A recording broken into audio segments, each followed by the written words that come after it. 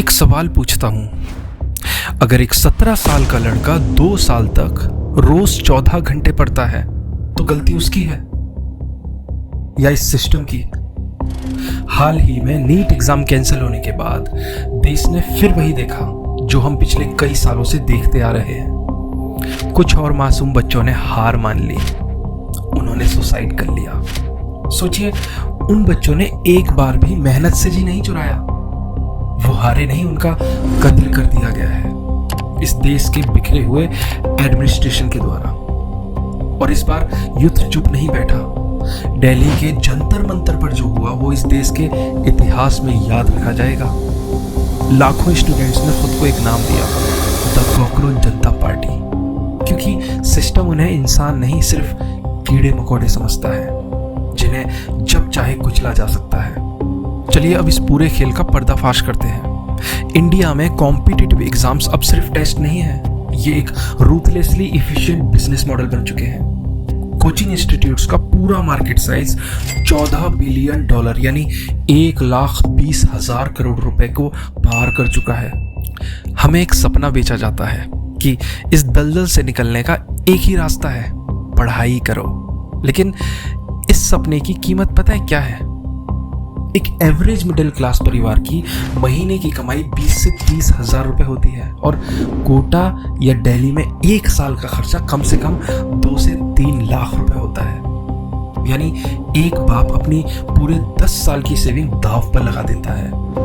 किसी ने अपनी खेती की जमीन बेची, किसी ने माँ का आखिरी सोना गिरवी रख दिया। किस लिए? एक सीट के लिए, एक ईमानदारी के मौके के लिए।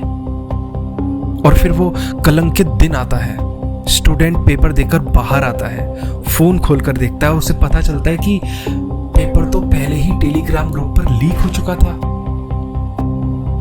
मैं यहाँ जज्बात की बात नहीं कर रहा, मैं आपको पिछले 7 साल का डेटा दिखाता हूँ। पूरे देश में 70 से ज्यादा पेपर लीक्स हुए हैं। 15 से ज्यादा स्टेट इससे सीधे अफेक्टेड हैं। राजस्थान, यूपी, बिहार, गुजरात, मध्य प्रदेश, कोई भी स्टेट नहीं बची। इस एडमिनिस्ट्रेटिव फेलियर का सीधा असर 1.5 करोड़ स्टूडेंट्स पर पड़ा है और अगर उनके परिवार को जोड़ लें तो लगभग 6 करोड़ लोग इस तबाही के शिकार हुए हैं। सोचिए, जब एक एग्जाम कैंसिल होता है तो रीटेस्ट होने में 2-2 साल निकल जाते हैं। जो बच्चा 22 साल का था वो आज 24 साल का हो जाता है और फिर उसके बाद ओवर एज होकर हमेशा के लिए रेस से बाहर हो जाता है। सिस्टम उसकी जवानी के 2 सबसे कीमती साल चोरी कर लेता है। लेकिन असली प्रॉब्लम ये नहीं है कि पेपर लीक हुआ, असली प्रॉब्लम ये है कि अब इस देश में किसी को झटका भी नहीं लगता। पेपर लीक होता है, नॉर्मल सी बात है। कैंसिल हुआ, नॉर्मल। नई कमेटी बन गई, नॉर्मल। अब सच में किसी को कोई फर्क ही नहीं पड़ता। लोग पूछते हैं हमारे यूथ गुस्से में क्यों है, वो सड़कों पर क्यों उतर रहे हैं। सच तो ये है, मुझे हैरानी इस बात पर होती है कि इतना सब कुछ होने के बाद भी हमारा यूथ अभी भी इस सिस्टम पर उम्मीद कैसे रख सकता है। हम कहते हैं कि स्टूडेंट इम्पेशेंट है। अच्छा, एक मिडिल क्लास का बच्चा 2 साल तक एक 10 बाय 10 के कमरे में आइसोलेशन में रह सकता है, उसके पास कमाल का पेशेंस है। पर एक पूरा सिस्टम, एक मॉडर्न गवर्नमेंट 3 घंटे का एक पेपर बिना लीक करवाए नहीं करवा सकती। तो इम्पेशेंट कौन हुआ, वो स्टूडेंट या ये सिस्टम?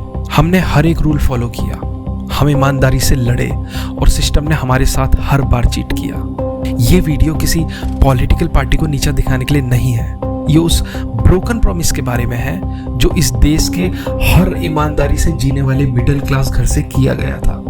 अगर आप भी इस सड़ी हुई व्यवस्था से थक चुके हैं और चाहते हैं कि ये आवाज शोर मचाए बिना उनके कानों तक पहुंचे जिन्हें फैसला लेना है, तो अभी इसी चैनल को सब्सक्राइब कीजिए, क्योंकि जब तक हम अलग अलग बैठकर सिर्फ देखते रहेंगे तब तक ये कॉकरोच जनता यूं ही कुचली जाती रहेगी। जय हिंद।